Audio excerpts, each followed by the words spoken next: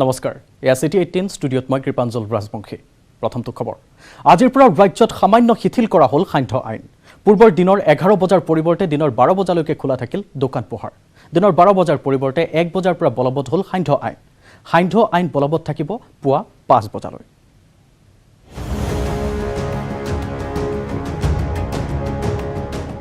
ক্ৰমাৎ হ্ৰাস পাইছে কৰোনা পজিটিভিটিৰ ৰেট এতিয়া মহানগৰ নহয় কোভিড সংক্ৰমণৰ শীৰ্ষত প্ৰান্তীয় জিলা তিনিচুকীয়াৰ পিছত কোভিড সংক্ৰমণৰ তালিকাৰ শীৰ্ষত কাছাৰ কোভিড সংক্ৰমণ ৰোধ কৰিবৰ বাবে আগন্তুক সপ্তাহতো নিষেধ আন্তঃজিলা যাতায়াত অৱশ্যে ইয়াৰ মাজতে সামান্য সকাহ আজিৰ পৰা সামান্য শিথিল কোভিড সান্ধ্য আইন দিনৰ 11 বজাৰ পৰিৱৰ্তে 12 বজালৈকে খুলিব পাৰিব দোকান পোহাৰ 12 বজাৰ পৰিৱৰ্তে দিনৰ 1 বজাৰ পৰা লাগু সান্ধ্য আইন সামান্য শিথিলকৰণক মহানগৰীৰ কোনোৱে আদৰণি জনালে যদিও একাংশই ব্যক্ত কৰিলে অসন্তুষ্টি ইফালে তিনিচুকীয়া জিলাত বিগত 24 ঘণ্টাত 250তকৈ অধিক লোক কৰোনাত আক্ৰান্ত হৈছে কিন্তু এতিয়াও সজাগ নহয় তিনিচুকীয়াৰ ৰাইজ সান্ধ্য আইন সামান্য শিথিল হোৱাৰ পিছতো একেই পৰিৱেশ তিনিচুকীয়াত বজাৰত নাই সামাজিক দূৰত্ব মানুহে এটাই ভুল তাৰমানে আমাৰ যদি বেছি ভিৰ কৰাটোতো আমাৰ নিজৰ গাতে দুখিত হয় বেমাৰটো যে আমি লগাই নলওঁ আমাৰহে দুখ সামাজিক দূৰ মানি পেলাই চলিলে ভাল পাব ইয়াতো তিনিচুকীয়াত মানে আক্ৰমণ কৰা মানে কৰোনা ভাইৰাছে কম হ'লে হয় অলপ পাব্লিকবিলাক অলপ বুজি পাব লাগে নিজে তেওঁলোকে যে ভিৰ কৰে সেয়াই বৰ্তমান এতিয়া বিশেষকৈ মানে প্ৰব্লেম হৈ আছে তিনিচুকীয়াৰ পৰা উপাসনা বৰুৱা গোস্বামীৰ সহযোগত গুৱাহাটীৰ পৰা বিপুল বৰ্মনৰ report news 18 Assam north east ৰাজ্যত অব্যাহত ড্ৰাগছ বিৰোধী অভিযান গুৱাহাটীত জব্দ 30 লাখ টকা মূল্যৰ ড্ৰাগছ পলাশবাৰীত জব্দ 3.5 কোটি টকা মূল্যৰ ড্ৰাগছ বৰপেটা যোৰহাট সোণতলী মৰিগাঁও বঙাইগাঁও ধুবুৰী ৰঙিয়াতো চলিল আৰক্ষীৰ অভিযান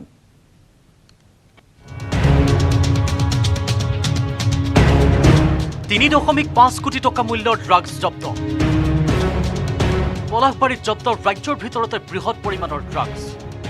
কামৰূপ আৰক্ষী আৰু পলাশবাৰী আৰক্ষীয়ে শনিবাৰে নিশা অসম মেঘালয় সীমান্তৰ মাইঘলি অঞ্চলত অভিযান চলাই ড্ৰাগছসহ গ্ৰেপ্তাৰ কৰে দুগৰাকী মহিলাক জব্দ 96,350টা ইয়াবা টেবলেট যাৰ বজাৰ মূল্য প্ৰায় 1.5 কোটি টকা 2 কিলোগ্ৰাম ব্ৰাউন চুগাৰ যাৰ বজাৰ মূল্য প্ৰায় 2 কোটি টকা আৰু নগদ 3,70,000 টকা জব্দ কৰে অভিযানকাৰী দলটোৱে জব্দ হোৱা এই সকলোবোৰ সামগ্ৰীৰ মুঠ মূল্য প্ৰায় 3,50 লাখ টকা তাত 2 কেজি ব্ৰাউন চুগাৰ পোৱা গৈছে যাৰ অনুমানিক বজাৰ মূল্য প্ৰায় 2 কোটি টকা আৰু ইয়াভা টেবলেট প্ৰায় 1 লাখ যাৰ অনুমানিক মূল্য 1.5 কোটি টকা প্ৰায় 3.5 কোটি টকা মূল্যৰ ড্ৰাগছ ৰিকভাৰী কৰা হৈছে আৰু নগদ কেছ ৰিকভাৰী হৈছে কেছ 3,70,000 টকা মানুহ আমি দুগৰাকী মহিলা এৰেষ্ট কৰিছোঁ আৰু সোধপোছ চলি আছে এই ক্ষেত্ৰত আৰু তেওঁলোকৰ যোগসূত্ৰ ক'ত আছিলে কি কথা আৰু তেওঁলোকৰ লগত কোন জড়িত হৈ আছে এই ক্ষেত্ৰত আমাৰ ইনভেষ্টিগেশ্যন চলি আছে গুৱাহাটী পাঞ্জাবাৰীৰ বতাহগুলিতো আৰক্ষীৰ অপৰাধ শাখাই চলোৱা অভিযানত বৃহৎ পৰিমাণৰ ড্ৰাগছসহ আৰক্ষীৰ জালত পৰে এটা ড্ৰাগছ সৰবৰাহকাৰী জব্দ কৰা হয় প্ৰায় 303 গ্ৰাম ড্ৰাগছ এই ড্ৰাগছখিনিৰ বজাৰ মূল্য প্ৰায় 30 লাখৰো অধিক আৰক্ষীৰ অভিযানত গ্ৰেপ্তাৰ হয় মণিপুৰৰ লামখম নাংটে নামৰ সৰবৰাহকাৰীটো 7 মাহে পাঞ্জাবাৰীৰ 51 নং ঘৰত নিজকে নাগালেণ্ড আৰক্ষী হিচাপে চিনাকি দি ভাড়াত আছিল সৰবৰাহকাৰীটো ধৃত লামখম নাংটে ম্যানমাৰৰ পৰা ড্ৰাগছ সৰবৰাহ কৰাৰ সন্দেহ কৰিছে অভিযানকাৰী দলটোৱে আমি পাঞ্জাবাৰীৰ বটাগুলি অঞ্চলত আমি অভিযান আৰম্ভ কৰোঁ আৰু এই অভিযানকালত আমি মণিপুৰ চুৰাটানপুৰৰ এজন ব্যক্তি তেওঁৰ নাম লাঞ্চেন মাংটে তেখেতক আমি এৰেষ্ট কৰিছোঁ আৰু তেখেতৰ পৰা 23টা কণ্টেইনাৰ ডাঙৰ কণ্টেইনাৰ 23টা কণ্টেইনাৰ ড্ৰাগছ তেওঁ ইয়াত ব্যৱসায় চলাবলৈ আহিছিলে মাৰ্কেট ভেলু 30 লাখৰো উৰ্ধত হ'ব ধুবুৰীতো নিশা আৰক্ষীৰ অভিযানত ড্ৰাগছসহ গ্ৰেপ্তাৰ এটা ড্ৰাগছ সৰবৰাহকাৰী যুৱক সৰবৰাহকাৰীটো ধুবুৰী সদৰ থানাৰ অন্তৰ্গত বগুলামাৰী অঞ্চলৰ ইনচান আলী ৰাজ্যৰ অন্যান্য প্ৰান্তৰ লগতে নিচাযুক্ত ড্ৰাগছৰ বিৰুদ্ধে জেহাদ ঘোষণা কৰি দিনে নিশাই ড্ৰাগছ বিৰোধী অভিযান চলাইছে ধুবুৰী আৰক্ষীয়ে bureau report news 18 Assam north east হাইলাকান্দিৰ মিজোৰাম সীমান্তত পুনৰ দুৰ্বৃত্তৰ সন্ত্ৰাস দুৰ্বৃত্তই অগ্নি সংযোগ কৰিলে অসমৰ গাঁৱত জুইত জ্বলি ছাই হ'ল তিনিটাকৈ ঘৰ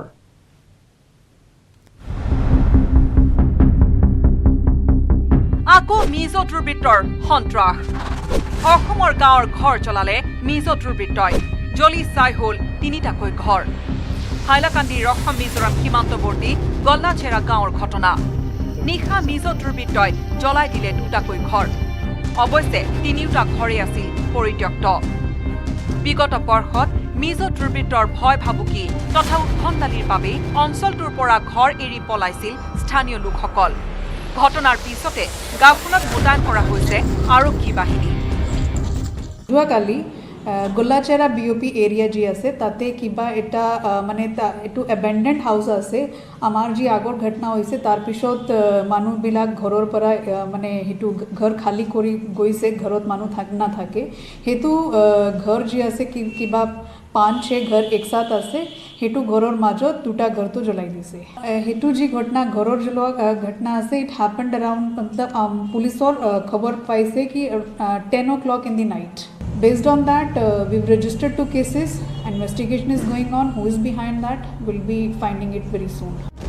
অসম মিজোৰাম সীমান্তৱৰ্তী অঞ্চলত মিজোই বেদখল অব্যাহত ৰাখিছে মাত্ৰ কেইদিনমানৰ পূৰ্বে পোহৰলৈ আহিছিল সীমান্তৰ পৰা অসমৰ মাটিৰ 4 কিলোমিটাৰ ভিতৰৰ গুটগুটি গাঁৱত মিজোই সজা অতিথিশালাৰ তথ্য আৰু তাৰ পিছত পুনৰ মিজো দুৰ্বৃত্তই অসমৰ মাটিত ঘৰ জ্বলাই চলাইছে সন্ত্ৰাস গল্লাচেৰা গাঁৱত অব্যাহত আছে চেপা উত্তেজনা হাইলাকান্দিৰ পৰা Rahul Chakraborty news 18 Assam north east ঠিকনা সলনি হ'ব প্ৰাক্তন মুখ্যমন্ত্ৰী সৰ্বানন্দ সোণোৱালৰ প্ৰাক্তন মুখ্যমন্ত্ৰীগৰাকীক আদৰিবলৈ সাজু দিছপুৰৰ মন্ত্ৰী আৱাসৰ 13 নম্বৰ চৰকাৰী বাসগৃহটো আবণ্টন দিছে সোণোৱালৰ নামত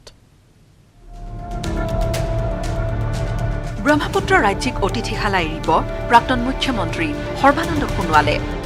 প্ৰাক্তন মুখ্যমন্ত্ৰী সৰ্বানন্দ সোণোৱালৰ নতুন ঠিকনা হ'ব মন্ত্ৰী আৱাসৰ 13 নম্বৰ চৰকাৰী বাসগৃহ আবণ্টন সোণোৱালৰ নামত ৰাজ্যৰ প্ৰাক্তন মুখ্যমন্ত্ৰী সৰ্বানন্দ সোণোৱালৰ সলনি হ'ব ঠিকনা ব্ৰহ্মপুত্ৰ ৰাজ্যিক অতিথিশালাৰ পৰিৱৰ্তে প্ৰাক্তন মুখ্যমন্ত্ৰীগৰাকীৰ নতুন ঠিকনা হ'ব মন্ত্ৰী আৱাসৰ 13 নম্বৰ বাসগৃহত ইতিমধ্যে সাজু কৰি তোলা হৈছে প্ৰাক্তন মুখ্যমন্ত্ৰীক আদৰিবলৈ আৰু পূৰ্বৰ অতিথিক বিদায় দি এতিয়া নতুন অতিথিক আদৰাৰ চলিছে ব্যাপক প্ৰস্তুতি গৃহ ৰাজ্য এৰি নাযায় প্ৰাক্তন মুখ্যমন্ত্ৰী সৰ্বানন্দ সোণোৱাল অসমত থাকি অসমৰ হকে কাম কৰাৰ ইচ্ছা প্ৰাক্তন মুখ্যমন্ত্ৰীগৰাকীৰ সেয়ে দিল্লীৰ পৰা কেন্দ্ৰীয় মন্ত্ৰীগোটৰ বাট মুকলি ৰখাৰ পাছতো অসম এৰিব বিচৰা নাই সোণোৱালে বিপৰীতে সৰ্বানন্দ সোণোৱালে এৰিব বিচাৰিছে NSG নিৰাপত্তা তথা ব্ৰহ্মপুত্ৰ ৰাজ্যিক অতিথিশালা সেয়ে প্ৰাক্তন মুখ্যমন্ত্ৰী সোণোৱালৰ অচিৰে সলনি হ'ব ঠিকনা সোণোৱালৰ নতুন ঠিকনা হ'ব মন্ত্ৰী আৱাসৰ 13 নম্বৰ গৃহ প্ৰাক্তন মুখ্যমন্ত্ৰীগৰাকীক আদৰিবলৈ ইতিমধ্যে মন্ত্ৰী আৱাসত চলিছে ব্যৱস্থা প্ৰাক্তন মুখ্যমন্ত্ৰীৰ প্ৰেছ উপদেষ্টা ঋষিকেশ গোস্বামীৰ খালী হোৱা আৱাসগৃহত থাকিব সোণোৱাল পূৰ্বৰ আৱাসৰ কিছু সাল সলনি কৰি গঢ়ি তোলা হৈছে গৃহৰ দেৱাল আৰম্ভ হৈছে দেৱালত চূণ তেল লগোৱা পৰ্ব হয়তো অচিৰে প্ৰাক্তন মুখ্যমন্ত্ৰীগৰাকীয়ে ব্ৰহ্মপুত্ৰ ৰাজ্যিক অতিথিশালা এৰি প্ৰৱেশ কৰিব দিছপুৰ মন্ত্ৰী আৱাসত বৰ্তমানৰ মুখ্যমন্ত্ৰী হিমন্ত বিশ্ব শৰ্মাৰ বাসগৃহৰ প্ৰায় 100 মিটাৰ দূৰত্বত থাকিব সোণোৱাল পলেন ভট্টাচাৰ্যৰ report news 18 Assam north east মন্দিৰৰ বেদখল কৰা ভূমি নিজে এৰি গুচি গলগৈ সন্দেহজনক নাগৰিক নিজে ভাঙিলে নিজে সজা ঘৰখন দৰঙৰ আৰক্ষী অধীক্ষক সুশান্ত বিশ্ব শৰ্মাৰ সকিয়নিৰ পাছত উচ্ছেদৰ আগতে এৰক বেদখল কৰা ভূমি নিজে চিন্তা কৰ আলোচনা কৰ কৰি যদি মন্দিৰৰ মাটিত বেদখল হৈ আছে বেদখলখিনি মোৰ একদম এটা আৰু সাধাৰণ কথা কৈ দিওঁ মন্দিৰৰ মাটি বেদখল মুক্ত হ'ব লাগিব আৰু এয়া হ'ল তাৰ দুদিন পাছৰ দৃশ্য। নিজে সজা ঘৰখন নিজেই ভাঙিছে বেদখলকাৰীসকলে। স্ব ইচ্ছাই মন্দিৰৰ দখল কৰা ভূমি এৰি দি গন্তব্যস্থানলৈ গুচি গ'ল বেদখলকাৰী পৰিয়ালসকল।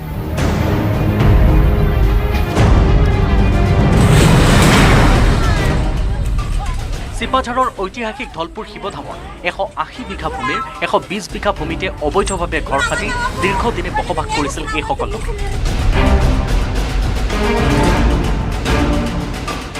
ঐতিহাসিক ধৰ্মপীঠখনৰ ভূমি বেদখলমুক্ত কৰিবলৈ দৰং জিলা প্ৰশাসনে 2018 আৰু 2021 চনত দুবাৰকৈ চলাইছিল উচ্ছেদ অভিযান। কিন্তু উচ্ছেদৰ পাছতে পুনৰ শিৱধামখনৰ ভূমি বেদখল কৰি ঘৰ সাজি বসবাস কৰি আহিছিল একাংশ সন্দেহযুক্ত নাগৰিকে। মঙলদৈৰ পৰা Nabajyoti Mahanta, news 18 Assam north east. সান্ধ্য আইনৰ মাজতে গৰু চোৰৰ দপদপনি। চিৰাজুলি আৰক্ষীৰ জালত পৰিল গৰু চোৰৰ গেং। দীৰ্ঘদিনে অঞ্চলটোত সৃষ্টি কৰিছিল সন্ত্ৰাসৰ। গাঁওৰক্ষী বাহিনীৰ সহযোগত আৰক্ষীয়ে গ্ৰেপ্তাৰ কৰে গৰু চোৰকেইটাক। আৰক্ষীয়ে নোৱাৰিলে, পাৰিলে ৰাইজে। ৰাজ্যত গৰু চোৰৰ দপদপনি। সান্ধ্য আইনৰ পূৰ্ণ সুযোগেই লৈছে গৰু চোৰে। চিৰাজুলিৰ নুৰপুৰ গাঁওৰক্ষী বাহিনীৰ তৎপৰতাত ঢেকিয়াজুলি আৰক্ষীয়ে গ্ৰেপ্তাৰ কৰিলে 3টাকৈ গৰু চোৰক। ধৃত কুখ্যাত গৰু চোৰকেইটা হ'ল আইজুল হক, আনোৱাৰ ইছলাম আৰু সুনীল নায়ক। আৰক্ষীয়ে জব্দ কৰিছে এখন বলেৰো পিকআপ ভানসহ 2টা চোৰাং গৰু। নৈশ পহৰাদাৰসকলে গাড়ীটো ৰখাই পেলাই তেওঁ সোধপোছ কৰিছে যে ইমান ৰাতি ক'ত যোৱা। তাৰপিছত সি অলপ থতমত খালে। থতমত খোৱাত তেওঁলোকৰ অলপ সন্দেহ হ'ল। তো জেৰা কৰি থকাত সি ভাবিছে তো আৰু উপায় নাই। তাৰপিছত স্বীকাৰ কৰিলে যে মই এনেকুৱা গৰু চোৰৰ লগত জড়িত। তো ৰাক্ষসমালী ফালে গাড়ীখন লৈ যাম, তাত গৰু চোৰ আৰু 3জনমান আছে আৰু 2টা গৰু তাত বান্ধি থোৱা আছে চুৰ কৰি পেলাই। তো সেইখিনি আনিব যাব লাগে বুলি তেওঁ সদস্যসকলৰ আগত স্বীকাৰ কৰে। ৰাক্ষসমাৰী আৰক্ষী চকীৰ অন্তৰ্গত নাৰায়ণপুৰ চাহ বাগিচাত গৰু চুৰি কৰি অঞ্চলটোত দীৰ্ঘদিনে সৃষ্টি কৰি আহিছিল সন্ত্ৰাস। আমি ঢেকিয়াজুলি আৰক্ষী মহোদয়ক আমি অৱগত কৰাওঁ আৰু লগতে আৰক্ষী চকী চিৰাজুলিলৈ উপস্থিত হৈ আমি লগত গৈ পেলাই গৰু চোৰ 3জনক আমি কৰায়ত্ব কৰোঁ আৰু লগতে 2টা গৰু আমি উদ্ধাৰ কৰি ঢেকিয়াজুলি আৰক্ষী মহোদয়ক আমি সমজাই দিওঁ। গৰু চোৰৰ সন্ত্ৰাস ৰোধত সফল নোহোৱাত আনকি নিজে পহৰাৰ ব্যৱস্থা কৰিবলৈ বাধ্য হৈছিল ৰাইজ। ধৃত গৰু চোৰকেইটাক আৰক্ষীয়ে আদালতত হাজিৰ কৰোৱাৰ পাছতে ইতিমধ্যে আদালতে প্ৰেৰণ কৰিছে জেল হাজতলৈ। সন্ত্ৰাস সৃষ্টিকাৰী গৰু চোৰকেইটা জালত পৰাৰ পাছতে স্বস্তিৰ নিশ্বাস এৰিছে ৰাইজে। নিছামাৰীৰ পৰা Haren police, news 18 Assam north east. মানুহে মানুহৰ বাবে আৰ্থিক অনাটনত ভুগিছে বহু দিন হাজিৰা কৰা লোক। দিন হাজিৰা কৰা বৰ্ষাপাৰা অঞ্চলৰ লোকসকলক অত্যাৱশ্যকীয় সামগ্ৰীৰ লগতে মাস্ক আৰু চেনিটাইজাৰৰ যোগান ধৰিছে লায়ন ক্লাব অৱ গুৱাহাটীৰ লগতে গোকুল হাউচিং কমপ্লেক্সে। মানুহে মানুহৰ বাবে আৰ্তজনক সহায়ৰ হাত। বৰ্ষাপাৰাত শতাধিক পৰিয়ালৰ মাজত খাদ্য সামগ্ৰী বিতৰণ। দিনৰ 12 বজাৰ পৰাই সান্ধ্য আইন। দিন হাজিৰা কৰি দুবেলা দুমুঠি খোৱা বহু লোকৰ এতিয়া আৰ্থিক অনাটনত ভুগিছে। বৰ্ষাপাৰা অঞ্চলৰ তেনে শতাধিক পৰিয়ালৰ মাজত অত্যাৱশ্যকীয় খাদ্য সামগ্ৰীৰ লগতে মাস্ক, চেনিটাইজাৰ বিতৰণ কৰে লায়ন্স ক্লাব গুৱাহাটীৰ চাউথ আৰু গোকুলধাম ছ'চাইটিয়ে। এই অঞ্চলৰ যিখিনি দুখীয়া পৰিয়াল আছে, প্ৰায় 100মান পৰিয়ালৰ ভিতৰত আমি অকণমান মানে খোৱাৰ সামগ্ৰী বিলালোঁ আজি। এই আপোনালোকৰ যোগেদি মই আজি এটা আহ্বান জনাব বিচাৰিছোঁ যে সকলো মানুহে যি নিজৰ সামৰ্থ্য অনুসৰি এই অতিমাৰী সময়ত সকলোকে যাতে সহায় কৰে আৰু লগতে সকলোৱে ছ'চিয়েল ডিষ্টেঞ্চিং, মাস্ক পৰিধান কৰা আৰু চেনিটাইজাৰ ইউজ কৰা, এই 3টাৰ দ্বাৰাই আমি এই অতিমাৰীক জয় কৰিবলৈ মানে সক্ষম হ'ম। লায়ন্স ক্লাব তথা গোকুলধাম ছ'চাইটিৰ এই পদক্ষেপে দুৰ্দিনৰ সময়ত হাঁহি বিৰিঙাইছে বহু পৰিয়ালৰ মাজত। বৰ্ষাপাৰাৰ পৰা উৎপলহালৈ news 18 Assam north east. City 18 খবৰৰ ধাৰা আমি অব্যাহত ৰাখিম লৈছো এটি চমু বাণিজ্যিক বিৰতি মাইথান ষ্টীল ইমান ষ্ট্ৰং যে 20% কমকৈ লাগে ষ্ট্ৰং আৰু বুধিয় মাইথান নিৰ্মাণৰ মানদণ্ড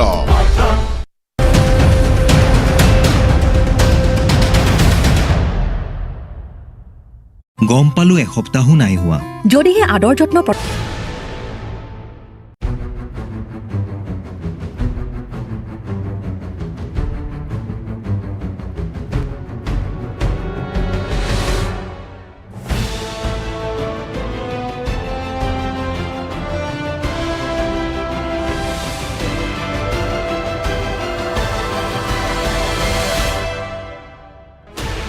$16 channels, 15 languages,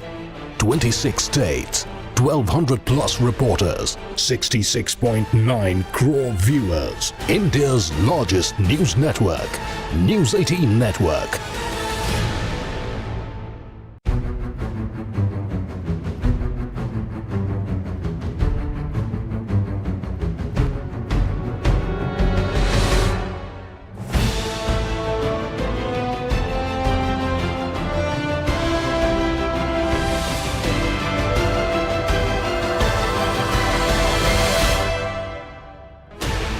$16 channels, 15 languages, 26 states, 1,200 plus reporters, 66.9 crore viewers. India's largest news network, News 18 Network.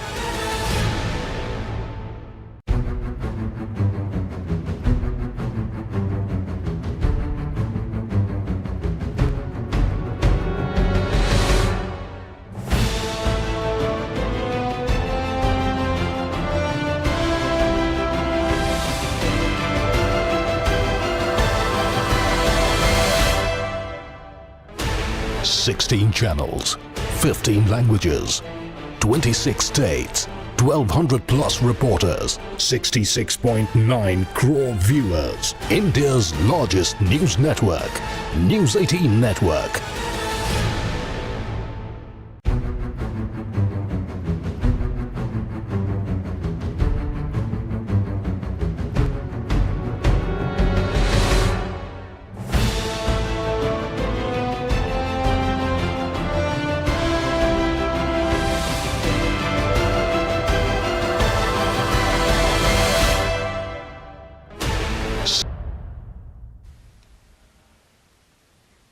Ludo ভাগ্যৰ খেল নে দক্ষতাৰ খেল এই প্ৰশ্ন তুলিয়ে লুডো খেলক কাঠগড়া থিয় কৰালে মহাৰাষ্ট্ৰৰ এজন ৰাজনৈতিক নেতাই বম্বে উচ্চ ন্যায়ালয়ত এতিয়া চলিছে লুডোৰ বিৰুদ্ধে গোচৰৰ বিচাৰ লুডো খেল পালেগৈ আদালতৰ মজিয়া লুডো খেলক লৈ চলিল আদালতত বিচাৰ লুডো ভাগ্যৰ খেল নে দক্ষতাৰ খেল ভাৰতীয়ৰ মাজত বেছ জনপ্ৰিয় লুডো খেল কৰোনা কাৰফিউ লকডাউনৰ সময়ত এতিয়া এই খেল বহুতৰে সময় কটোৱাৰ কাৰণ হৈ পৰিছে পিছে লুডো খেল কাহানী বা আদালতৰ বিচাৰৰ বিষয় যে হৈ পৰিব সেয়া কোনেও হয়তো ভাবিবই পৰা নাছিল লুডো ভাগ্যৰ খেল নে দক্ষতাৰ খেল এই প্ৰশ্ন লৈ বম্বে উচ্চ ন্যায়ালয়ৰ দ্বাৰস্থ হৈছে মুম্বাইৰ এজন ৰাজনৈতিক নেতা পিছে এই প্ৰশ্নটো অহাৰ আগতে মূল গোচৰৰ সূত্ৰপাত হৈছে লুডো খেলক কেন্দ্ৰ কৰি ধন ঘটাৰ এখন বৃহৎ বজাৰ গঢ়ি উঠাৰ পিছৰ পৰাহে এই সময়ৰ ভিতৰত ৰাজ্য চৰকাৰকো উত্তৰ দিবলৈ দিছে নিৰ্দেশ bureau' report news 18 Assam north east গোলাঘাটত পোৱা গৈছে এক বিৰল প্ৰত্নতাত্ত্বিক সম্পদ নদীত পুত গৈ থকা অৱস্থাত পোৱা গৈছে 3 পৰা 4 দশক পুৰণি এখন নাও গোলাঘাটৰ ৰঙাজান গ্ৰাণ্ডস্থিত হালমৰাটোপ গাঁৱত উদ্ধাৰ হৈছে নাওখন ধনচিৰি নদীত বুকুত পুত গৈ থকা অৱস্থাত স্থানীয় ৰাইজে প্ৰত্যক্ষ কৰি জিলা প্ৰশাসনক অৱগত কৰে নাওখনৰ বিষয়ে পুৱাই সেই স্থানত গোলাঘাট জিলা প্ৰশাসন প্ৰত্নতাত্ত্বিক বিভাগ SDRF বাহিনী আৰু বিধায়ক মৃণাল শইকীয়া উপস্থিত হৈ আৰম্ভ কৰে উদ্ধাৰ অভিযান বৰ্তমানলৈকে নাওখন উদ্ধাৰ কৰিব পৰা হোৱা নাই যদিও SDRF আৰু প্ৰত্নতাত্ত্বিক বিভাগৰ লোকে অব্যাহত ৰাখিছে প্ৰচেষ্টা পিছে নাওখনৰ কিছু ভগ্নাৱশেষ উদ্ধাৰ কৰা হৈছে ইতিমধ্যে পুনৰবাৰ জনাইছোঁ গোলাঘাটত পোৱা গৈছে এক বিৰল প্ৰত্নতাত্ত্বিক সম্পদ নদীত পুত গৈ থকা অৱস্থাত পোৱা গৈছে 3 পৰা 4 দশক পুৰণি এখন নাও গোলাঘাটৰ ৰঙাজান গ্ৰাণ্ডস্থিত হালমৰাটোপ গাঁৱত উদ্ধাৰ হৈছে নাওখন ধনশিৰি নদীৰ বুকুত পোত গৈ থকা অৱস্থাত স্থানীয় ৰাইজে প্ৰত্যক্ষ কৰি জিলা প্ৰশাসনক অৱগত কৰে নাওখনৰ বিষয়ে পুৱাই সেই স্থানত গোলাঘাট জিলা প্ৰশাসন প্ৰত্নতাত্ত্বিক বিভাগৰ লোক SDRF বাহিনী আৰু বিধায়ক মৃণাল শইকীয়াই উপস্থিত হৈ আৰম্ভ কৰে উদ্ধাৰ অভিযান বৰ্তমানলৈকে নাওখন উদ্ধাৰ কৰিব পৰা হোৱা নাই যদিও SDRF আৰু প্ৰত্নতাত্ত্বিক বিভাগৰ লোকে অব্যাহত ৰাখিছে প্ৰচেষ্টা পিছে নাওখনৰ কিছু ভগ্নাৱশেষ অৱশ্যে ইতিমধ্যে উদ্ধাৰ কৰিবলৈ সক্ষম হৈছে নাওমৰীয়াবিলাকে তেওঁলোকে উদ্ধাৰ কৰিলে এখন নাও পানীৰ তলত পৰি আছে মোক খবৰ দিলে মই SDRF আমাৰ আৰ্কিঅলজিকেল ছাৰ্ভে মানুহ লৈ আজি সেই নাওখন উদ্ধাৰ কৰিবলৈ চেষ্টা কৰিলোঁ কিন্তু সেই এটা ছাইডে মাটিত খান্দি আছিলে মাটিত পোত খাই আছিলে সেইটো স্থানীয় ৰাইজে খান্দি পেলাই উলিয়ালে আৰু এটা ছাইড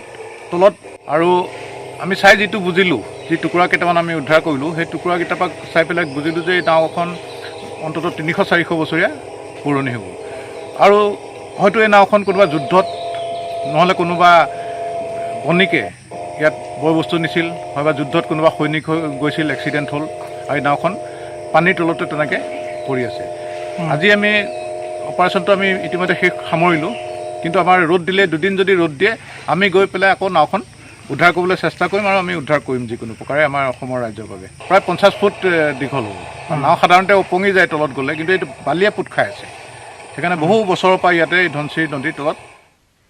সন্ধান ওলাল শিৱসাগৰৰ কালুগাঁৱৰ নিৰুদ্দিষ্ট মাতৃৰ ওচৰৰে এটা পৰিত্যক্ত ঘৰৰ পৰা আৰক্ষীয়ে উদ্ধাৰ কৰে মাতৃ জোনালী নাথক পুখুৰীত কন্যাসহ আত্মহত্যাৰ বাবে জাপ দিছিল তেওঁ পুখুৰীটোৰ বাম হোৱাত জীয়াই থাকিল মাতৃ জোনালী নাথ দুৰ্ভাগ্যজনকভাৱে মৃত্যু হয় 4 বছৰীয়া কন্যা শিশুটিৰ স্বামীয়ে অত্যাচাৰ কৰাৰ অভিযোগ মাতৃগৰাকীৰ শনিবাৰে নিশাও গালিগালাজ কৰিছিল স্বামী মধুনাথে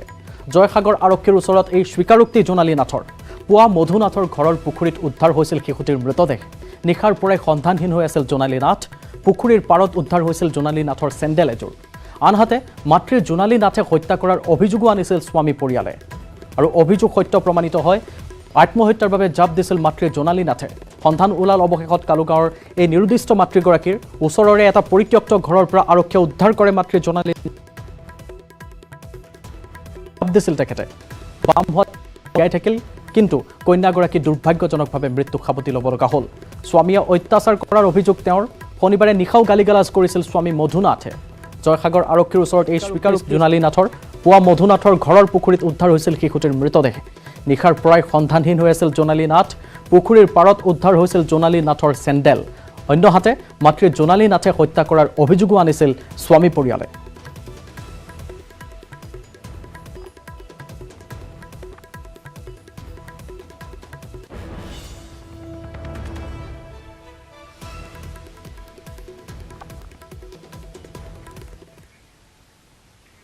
গোৱালপাৰাৰ বগুৱানৰ মাৰ্কুলা বজাৰত ভয়ংকৰ অগ্নিকাণ্ড জুইত জাহ গ'ল 3খনকৈ দোকান স্থানীয় ৰাইজে জুই নিৰ্বাপন কৰিবলৈ চেষ্টা কৰে যদিও অৱশেষত অগ্নি নিৰ্বাপক বাহিনীৰ উপস্থিতিত নুমুৱাবলৈ সক্ষম হয় জুই এই জুইত কেইবা লক্ষাধিক টকাৰ ক্ষতি হয় বৰ্তমানলৈকে জানিব পৰা হোৱা নাই অগ্নিকাণ্ডৰ কাৰণ আমি জনাইছোঁ গোৱালপাৰাৰ বগুৱানৰ মাৰ্কুলা বজাৰত ভয়ংকৰ অগ্নিকাণ্ডৰ ঘটনা সংঘটিত হৈছে জুইত জাহ গৈছে 3খনকৈ দোকান স্থানীয় ৰাইজে জুই নিৰ্বাপন কৰিবলৈ চেষ্টা কৰিছে যদিও অগ্নি নিৰ্বাপক বাহিনীৰ উপস্থিতিত জুই নুমুৱাবলৈ সক্ষম হৈছে এই জুইত কেইবা লক্ষাধিক টকাৰ ক্ষতি সাধন হোৱাৰ খবৰ এই মুহূৰ্তত বৰ্তমানলৈকে জানিব পৰা হোৱা নাই অগ্নিকাণ্ডটো সূত্ৰপাত ঘটাৰ কাৰণ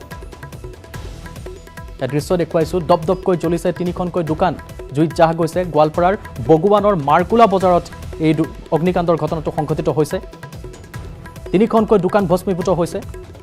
স্থানীয় ৰাইজে জুই নিৰ্বাপন কৰিবলৈ চেষ্টা কৰিছে কিন্তু অৱশেষত অগ্নি নিৰ্বাপক বাহিনী আহে আৰু অগ্নি নিৰ্বাপক বাহিনীৰ সহযোগত তেওঁলোকে জুই নুমুৱাবলৈ সক্ষম হয় এই জুইত কেইবা লক্ষাধিক টকাৰ ক্ষতি হোৱাৰ খবৰ বৰ্তমানলৈকে জানিব পৰা হোৱা নাই কি কাৰণত সংঘটিত হ'ল এই অগ্নিকাণ্ডৰ ঘটনা এইদৰে লোকসকল ওলাই আহিছে তেওঁলোকে অগ্নি নিৰ্বাপক বাহিনীৰ সহযোগত জুই নিৰ্বাপনৰ আপ্ৰাণ চেষ্টা কৰিছে অৱশেষত জুই নিৰ্বাপিত হৈছে যদিও জুইত জাহ গৈছে প্ৰায় লক্ষাধিক টকাৰ সা সামগ্ৰী গোৱালপাৰাৰ বগুৱানৰ মাৰ্কুলা বজাৰত সংঘটিত হৈছে এই ভয়ংকৰ অগ্নিকাণ্ডৰ ঘটনা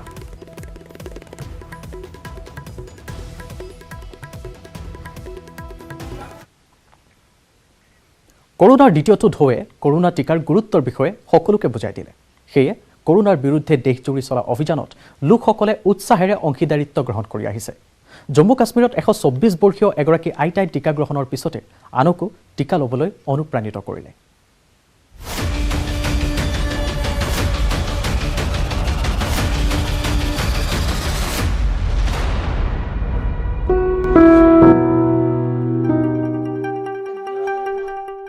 উপভোগ কৰিছে জীৱন।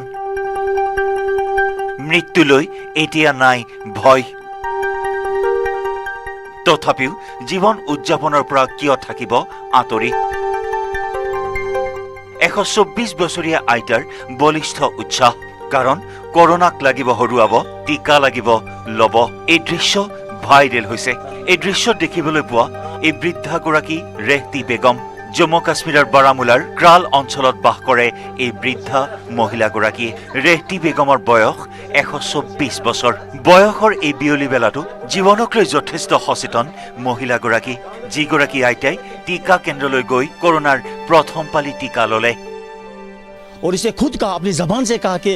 पिछले ज़माने में ऐसा इलाज नहीं था कि लोगों को अगर कोई बीमारी होती थी वो इलाज नहीं कर सकते थे। आज वो इलाज मैसर है। জম্মু কাশ্মীৰৰ জনসম্পৰ্ক বিভাগে ৰেহতি বেগমৰ টিকা লোৱাৰ এই দৃশ্য টুইটাৰত শ্বেয়াৰ কৰিছে। এই দৃশ্যত দেখিবলৈ পোৱা হৈছে ৰেহতি বেগমে এখন চকীত বহি আছে আৰু অতি আৰামেৰে লৈছে কৰোনাৰ টিকা। আৰু এই দৃশ্য প্ৰত্যক্ষ কৰি সকলোৱে নিজৰ প্ৰতিক্ৰিয়া ব্যক্ত কৰি শলাগ লৈছে। दादी ने भी लिया है, she is 124 years old and she is okay. तो मुझे नहीं लगता वहाँ कोई शक व शुबा, देयर इज़ नो एप्रहेंशन, कुछ भी नहीं है वहाँ पे। तो मेरी यही मैसेज है कि आप लोग जो हैं ये अपना डोज ले लें। দেশজুৰি কৰোনা টিকাকৰণৰ অভিযানৰ লগত সংগতি ৰাখি জম্মু কাশ্মীৰত ডোৰ টু ডোৰ অভিযান চলোৱা হৈছে। ৰেহতি বেগম নামৰ আইতাগৰাকী প্ৰেৰণাৰ উৎস হিচাপে থিয় দিছে। যিমানেই পাৰি অধিক মানুহে লওক কৰোনাৰ টিকা আৰু সুৰক্ষিত হওক। এয়াই নেটৱৰ্ক 18ৰ সঞ্জীৱনী অভিযানৰ উদ্দেশ্য। টিকাই হ'ল সঞ্জীৱনী। जब उम्र रसीला लोग कोविड वैक्सीन लगा सकते हैं तो नौजवान क्यों नहीं? इस तरह दादी दूसरों के लिए मशाल राह बनी है। मुनीर हुसैन, न्यूज़ 18 उर्दू, क्रेरी।